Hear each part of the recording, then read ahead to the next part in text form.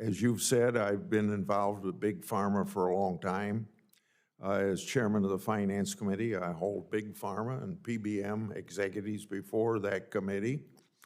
I partnered with Senator Wyden on a 2-year investigation into insulin price gouging.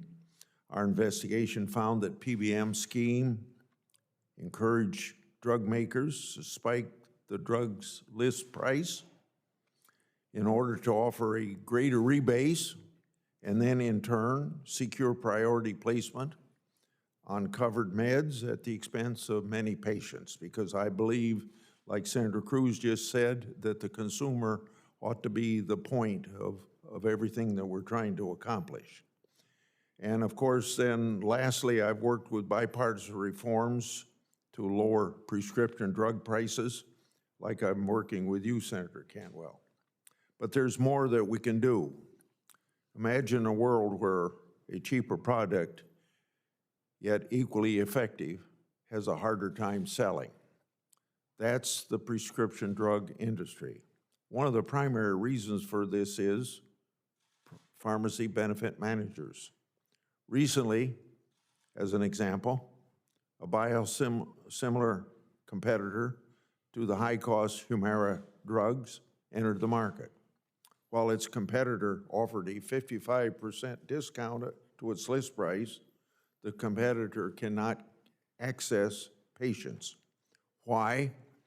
According to the Wall Street Journal, quote, PBMs and health plans are expected to prefer the more expensive version to get higher rebates. So, if you wonder whether you heard that correctly, PBMs are blocking a cheaper product. This mirrors what my insulin investigation found, now playing out with other drugs. PBMs will claim that they pass savings to consumers or through lowering premiums, but their spread pricing and their clawback tactics prove otherwise. Now, for your local pharmacists, and I'll bet whether it's Texas or Washington, you hear about signing a contract at the beginning of the year and then at the end of the year getting a bill for thousands and maybe tens of thousands of dollars to pay back. That doesn't make sense to me. When PBMs go with a higher priced product, consumers may pay more out of pocket before their deductibles kick in or through co-insurance. Today, three PBMs control 80% of the market. Now that's why you hear me talking about the 4 big cattle slaughtering companies controlling 85% of that slaughter, so the independent producers in my state can't get a market because the big feedlots to Texas eat up 85% of the daily kill. So we must do something about a powerful middle people to lower drug costs for consumers.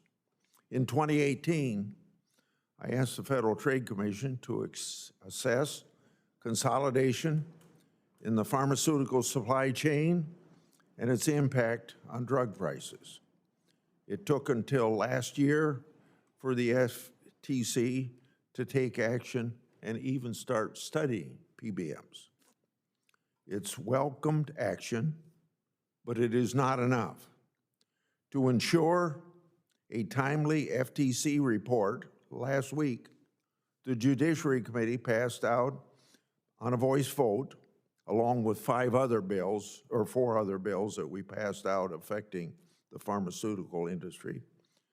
And we did it by voice vote, called the Prescription Price for the People's Act, also something that I'm partnering with you on, Senator Cantwell. It requires the FTC to study pharmaceutical intermediaries and issue a report and recommendations to Congress within 1 year. A timely report on PBMs is critical, but we can't stop some competitive action behavior right now.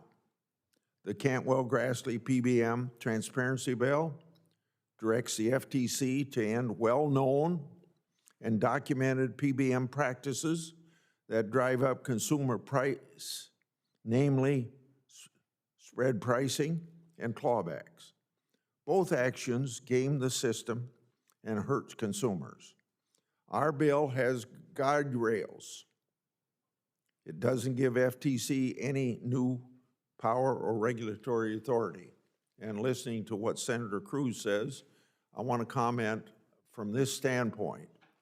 If you would see where Senator Cantwell and I first talking about this in July, before the bill got out in September, you would see that this is a very, very narrow approach to this PBM problem through FTC, because I'm like you. I don't want to give FTC more power, and if we give them more power, make it circumscribe it, very much so. So I just hope that you'll take that into consideration as you look at it. So I want to repeat that little part I just read. Our bill has guardrails. It doesn't give FTC any new power or regulatory authority. The bill also puts sunshine on PBMs. Passing the PBM transparency bill is an important step to lowering drug costs. Thank you.